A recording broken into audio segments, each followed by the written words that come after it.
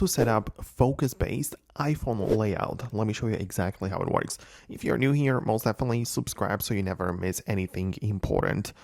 So obviously you have to go to the settings app where you can find the focus mode, and you have to decide which focus we are customizing. So for example, I'm going to pick the personal focus, and in there I get to decide and choose the lock screen, home screen, and the Apple Watch face.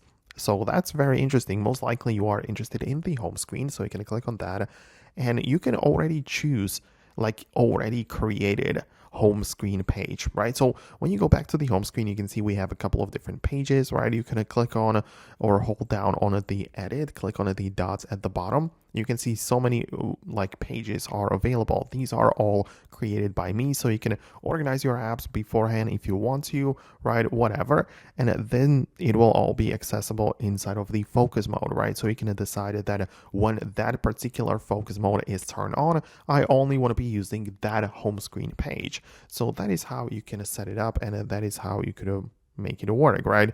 So just organize your apps as much as you like, and then decide and choose that page to be associated with your focus.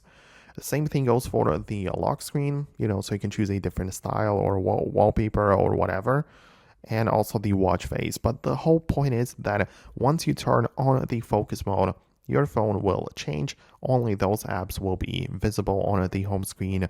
The watch face will look different and all of that, right? So that is how you can set it up.